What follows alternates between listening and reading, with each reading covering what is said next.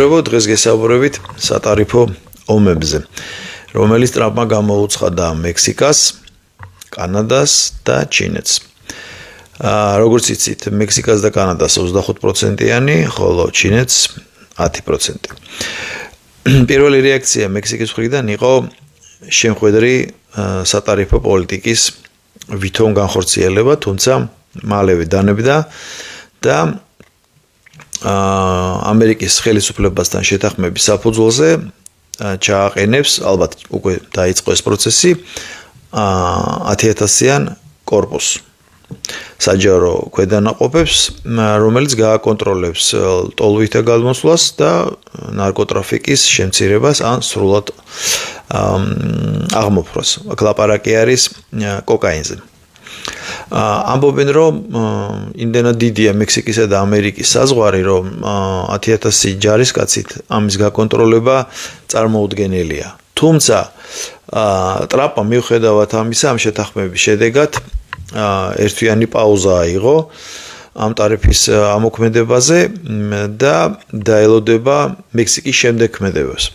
გაიზრდება თუ არა ეს 10,000 კაცი დაუშვათ უფრო მოცულობით ნაწილში და რამდენად ქმედით უნარიანი იქნება საერთოდ მექსიკის აქტივობა. ამიტომ რომ ყველა მიცის, რომ მექსიკის ტერიტორიაზე არსებული ეს ნარკოკარტელები მოიცავს 35-დან 40,000 კაცამდე ერთი დაჯგუფება.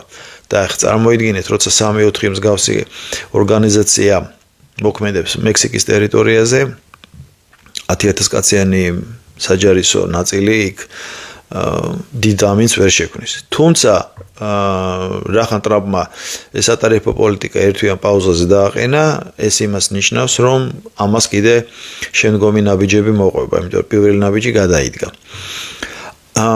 აქ კიდე ერთი რამეა გასათვალისწინებელი, რისი კონტროლიც უნდა ტრამპს განახორციელოს, უბრალოდ რაზეც უნდა კონტროლი განახორციელოს, ეს არის ჩინური ინვესტიციები. მექსიკაში ჭარბად არის ჩინური ინვესტიციები, იწარმოება როგორც საყოფაცხოვრებო საქონელი, პირველადი მოხმარების საქონელი, ასევე საავტომობილო ტექნიკა და კიდე რაღაც სხვა მრავალი სამშენებლო ტექნიკა და შემდეგ. შემდეგ ეს წარმოებული პროდუქცია ბუნებრივია შეღავათიან ტარიფებით, რაც არსებობს მექსიკასა და ამერიკის შორის, სანამ ეს 25%-იანი დაწესდებოდა და შემოდის ამერიკის ბაზარზე. ამერიკის ბაზარი არის სოფლიოში ერთ-ერთი უდიდესი, შეგახსენეთ, რომ 350 მილიონიანი მოსახლეობა ამერიკის შეერთებულ შტატებში და უკიდეგანო ბაზარია.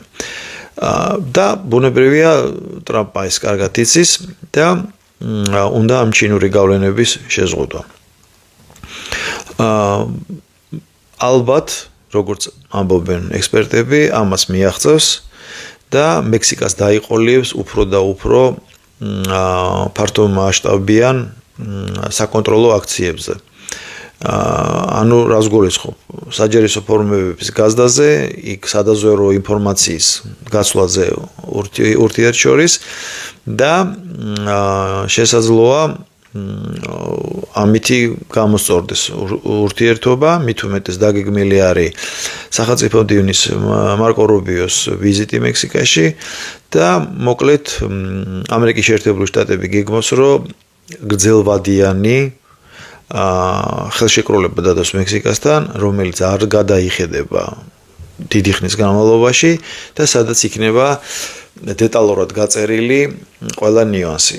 ანუ საზღვრის დაცვიდან დაწყებული, სატარიფო პოლიტიკიდან დამთავრებული და კიდე ყველა თანხლები პროცესი, რაც ამ ყველაფერს თან ერთვის როგორც წესი. აქ კიდევ მნიშვნელოვანი ის არის, რომ თვითონ სამხრეთ საზღვრებზე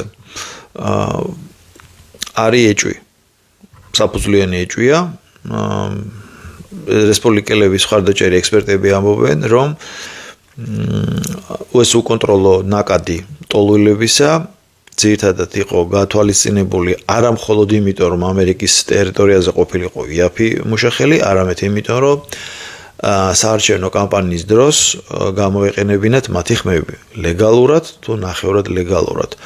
დაშვებები იყო და იცით ალბათ, ან თუ არ იცით გეტყვით, რომ ხანდახან პირადობის დამადასტურებელი მოწმობების გარეშეც შესაძლებელი იყო ხმის მიცემა. ეხლა წარმოიდგინეთ უკონტროლო მასა, რამდენი იყო გადმოსული და ბუნებრივია ამას ყველაფერს აკონტროლობდა დემპარტიის აქტივი და ხელმძღვანელობდა და ასე შემდეგ. თუმცა შედეგი ვერ მიაღწიეს, მაგრამ პრინციპში ახლოს იყვნენ ამასთან. ეხლა რაც შეეხება კანადას. კანადასთანაც მსგავსი სიტუაცია იყო. ტრიუდომ განაცხადა, რომ კანადაც დაუწესებდა ამერიკას შემხედრ სატარიფო პოლიტიკას. მოგეხსენებათ, კანადა არის ინგლისურენოვანი და ფრანგულენოვანი და როგორც ფრანგულენოვან კანადაში, ასევე ინგლისურენოვანში იქ კაუნტები, ანუ ოლქების დონეზე არის მმართველობა და თითოეული ოლქის პრემიერ-მინისტრებმა ან შესაბამისმა სტრუქტურებმა გამოთქვეს სურვილი, რომ დაეწესებინათ ერთგვარი შემხედრი ტარიფები ამერიკის შეერთებული შტატებისთვის. თუმცა ეს ბატალია დიდხანს არ გაგრძელებულა. საბოლოო ჯამში, როგორც მექსიკასთან, კანადაც დაყაბულდა ამ ტრამპის მხრიდან, ესე ვთქვათ, ულტიმატუმს, წავიდა თანამშრომლობაზე და მანაც ზუსტად იგივე მოცულობის ჯარის ჩაყენება გადაწყვიტა, ანუ სადღაც 10,000 კაცამდე. ამას დაამატა ის, რომ სადაზვერვო სამსახურის მონაცემებს როგორც მექსიკა, ასევე კანადა გაცვლის ამერიკის შეერთებულ შტატებთან, იქ მექსიკისგან განსხვავებით სადაზვერვო ვერტმფრენების გამოყენება, რაღაც სადაზვერვო ესკადრილების გამოყენება და მოკლედ იქ კიდე რაღაც დამატებითი ფუნქციები არის ჩადებული ამ დროებით ხელშეკრულებაში, რაც პრინციპში გამოიწვევს იგივე ეფექტს, რაც მექსიკასთან მემართებაში. ეხლა აქ ჩნდება ლოგიკური კითხვა, რომ კანადასთან რა საჭირო იყო ამ ხელა ამბავის ატეხვა, ფაქტობრივად ბევრისთვის ეს ერთ სახელმწიფოდ მოიაზრება, მაგრამ საქმე იმაშია, რომ როგორც მექსიკაში, ასევე კანადაში არსებობს საკმაოდ სერიოზული ჩინური დიასპორა, რომელიც ძირითადად არის დაკავებული, როგორც განცხადებაში წერია, აქ ესე იგი ლაპარაკი არის კონტრაბანდის აკრძალვაზე, რაღაც ნავთობის უკონტროლო მიმოქცევაზე, როგორც ჩანს, იქ ისი არ არის დალაგებულად ყველაფერი, როგორც დავუშვათ მეინსტრიმულ მედიებში ჩანს ხოლმე. აქედან გამომდინარე, ტრამპ ჭირდება, რომ კანადა იყოს ლოიალური მის მიმართ, რაც ბუნებრივია და ამაში გასაკვირი არაფერი არ არის და იყოს ადეკვატური იმ მოთხოვნების მიმართ, რასაც მას უწესებს ამერიკის შეერთებული შტატები. ბუნებრივია, კანადამაც გადადგა ეს ნაბიჯები, ტრამპმაც როგორც მექსიკასთან აქაც ერთვიანი პაუზა აიღო და ალბათ აქაც რაღაც მსგავსი მოლაპარაკება შედგება. ჩინურ დიასპორა კანადაში ფლობს, ეხლა ჩემთვისაც ეს ახალი ამბავი იყო, ფლობს საკმაოდ სერიოზულ ბაზრის ნაწილებს, როგორც მექსიკაში, იქაც რაღაცები იწარმოება, რაღაცები შეაქვთ და მოკლედ კარგად გრძნობენ თავს და ბუნებრივია ეს ამერიკისთვის არის აბსოლუტურად მიუღებელი თავის მეზობელთან, უშუალო მეზობელთან, რომელსაც ემიჯნება, გინდა სამხრეთიდან, გინდა ჩრდილოეთიდან, ჩინეთის ინტერესები არ შეიძლება, რომ წარმატებით ხორციელდებოდეს. გასაგებიც არის. და ამას კიდე დაემატა კანადის ხელისუფლებისგან მიიღეს გარანტია, რომ $1.5 მილიარდ ინვესტიციას ჩადებს კანადა ამერიკის შეერთებულ შტატებში. ეს ალბათ ფრაგმენტულია, თორე ეს ურთიერთობა რო დალაგდება, კიდე მრავალი მილიარდიანი ინვესტიციები წამოვა კანადიდან, იმიტომ რომ აქამდე იყო კანადას ერთგვარ დოტაციურად ინახავდა ამერიკის შეერთებული შტატები, რაც ხშირად უთქვამს ტრამპს და უნდა რომ ეს ყველაფერი გადაიხედოს და ეს ურთიერთობა იყოს პარიტეტული, ანუ როგორც ისარგებლებს კანადა ამერიკის ხარჯზე, ასევე ამერიკამაც ნახოს გარკვეული სარგებელი კანადის ბაზრისგან. ალბათ ეს მოგვარდება და აქაც გრძელვადიანი ხელშეკრულება დაიდება, ალბათ 20-25 წლიანი. მსგავსი პრობლემა მე ახლახან გავიგე, რომ ნარკოტიკული ტრაფიკი თურმე არსებობს კანადის საზღვრებიდანაც. ოღონდ აქ არის სხვა ნარკოტიკი, სრულიად სინთეტიური, ეს არის ფენტამინი, რომელიც როგორც ტრამპი ამბობს, ადანაშაულებს ჩინეთს, რომ ჩინეთში მზადდება ეს სინთეტიური ნარკოტიკი და შემოდის ზუსტად კანადის გავლით ამერიკის შეერთებულ შტატებში. აი ამ ხელა გავლენა აქვს ჩინეთს თურმე კანადაზე. და ბუნებრივია ამის აღმოფხვრა უნდა. ამავდროულად, როგორც იცით, კანადა არის დიდი ბრიტანეთის სამეფო გვირგვინის ქვეშ. ბუნებრივია კონსტიტუციურად, თორემ ფიზიკურად საკანონმდებლო დონეზე ნაკლებად, მაგრამ გავლენები ბუნებრივია ინგლისისა კანადაზე არის საკმარისზე მეტი. და ტრამპი როგორც ნამდვილი ამერიკელი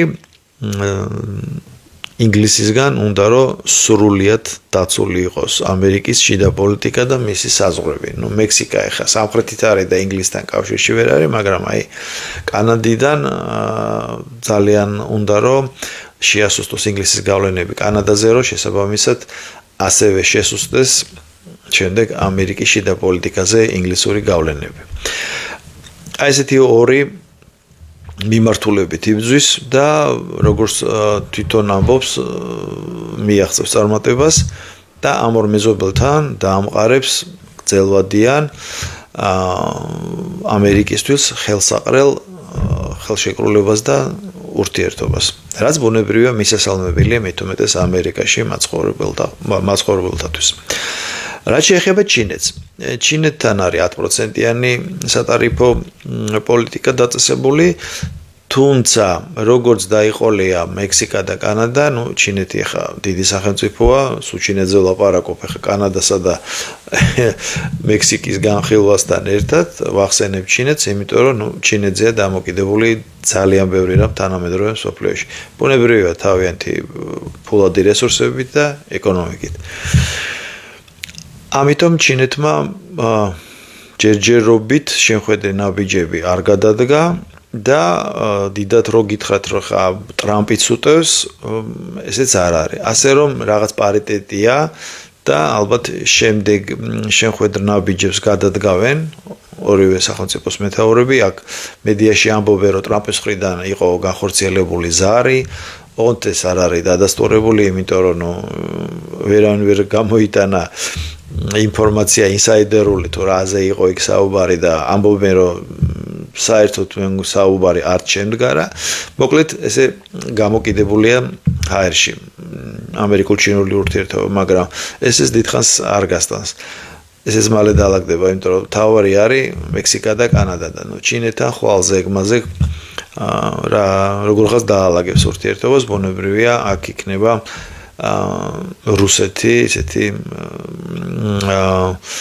რუსეთის ინტერესების იქნება გასათვალისწინებელი და ბუნებრივია როგორც კანადასთან და მექსიკასთან ესე ადვილად მოგვარდა, ჩინეთთან მოსალოდნელიც იყო, რომ ეს ერთი ხელის მოსმით საკითხი არ გადაწყდებოდა, იმიტომ რომ ჩინეთთან ერთად ბუნებრივია მოიაზრება რუსეთის ფედერაციაც. რა შეიძლება კიდე ითქვას? აქვე უნდა ვთქვათ პანამაზე. მცირე სახელმწიფო, მაგრამ საკმაოდ დიდი ფუნქციით პანამის არხი. პანამის არხი ამერიკელებმა გადაარქვეს, ტრამპის ადმინისტრაციამ დაარქვეს ამერიკის არხი, მაგრამ აქ ხა ესეთი მომენტია, ერთია რომ ეს მექსიკის ყურეზეც ხომ თქვეს, რომ მექსიკის ყურე ხა ამერიკის ყურე. ეხლა პანამის არხზე ამბობენ, რომ ეს პანამის არხიც უნდა იყოს ამერიკული არხი, ამერიკის არხი და რამის ამერიკა უნდა განკარგავდეს პანამის არხს. პანამის პრეზიდენტმა იმანაც ესეთი პოზა დაიჭირა, თუმცა რამდენიმე დღეში მარკო რუბიოსთან შეხვედრის შემდეგ იქაც გადაწყდა, რომ ამერიკული გემები შეღავათიანი ტარიფებით გაივლიან იმ არხს. და კიდე ერთი მნიშვნელოვანი რამე, აქაც ირიბად ჩინეთს დაარტყა. ანუ პანამის ხელისუფლება აიძულა, რომ გამოსულიყო ყველა ხელშეკრულებიდან, ბუნებრივია ჩინეთის სახელმწიფოს გულისხმობ და რაც მნიშვნელოვანია, ერთი გზა, ერთი სარტყელის მონაწილე იყო პანამა და იქიდანაც აპირებს პანამა გამოსვლას. აი ასეთი ბატალიებია ამერიკის შეერთებული შტატების გარშემო. ჩინეთს ავიწროებს როგორც კანადის ტერიტორიაზე, უпростоრად ჩინეთის ინტერესებს, ასევე მექსიკაში და პანამაშიც საგრძნობელ დარტყმა მიაყენა. ნუ ყოველ შემთხვევაში პირველ ჯერზე ასე ჩანს და შედეგებიდან უნდა დავინახოთ ეს ყველაფერი, ანუ ფართო სურათი. რა იქნება და როგორ იქნება, ალბათ მალე გაირკვევა. მალე გაირკვევა, იმიტომ რომ მარკო რუბიო გეგმავს, როგორც გითხარით, სერიოზულად ამ საქმის დაკავებას და აქვე როგორ შეიძლება არ გავიხსენოთ ევროკავშირთან ურთიერთობა. ანონსებს, რომ ევროკავშირთან დააწესებს ასევე მაღალ ტარიფებს, ჯერ არ არის გაჟღერებული რა მოცულობის იქნება, რა პროცენტის იქნება უпростоრად და რა სახის პროდუქტზე გაავრცელებს ამას ყველაფერს და ეს ყველაფერი იწვევს ევროკავშირში შეშფოთებას, აღელვებას და მოკლედ არიან მოლოდინში რა განაჩენს გამოუტა სტრაპი ევროკავშირს. მოკლედ ბიძია დონალდი საკმაოდ მყარად დგას თავის პოზიციაზე და დღეს მაგალითად სუპერბოლზე იყო წასული, ანუ ამერიკის ფეხბურთის მატჩი იმართება, ეს ძალიან პოპულარული სპორტის სახეობა ამერიკის შეერთებულ შტატებში და დღეს პოლიტიკისთვის არ ეცალა, მაგრამ ხვალ ორშაბათია და ალბათ ახალი ძალებით შეუტევს და მოკლედ ნიუსები იქნება საკმარისზე მეტი და ბუნებრივია მეც ჩემეულ ხედვას გაგიზიარებთ თქვენ. დიდი მადლობა რომ ისმენდით და დროებით კარგად ზანდებოდეთ.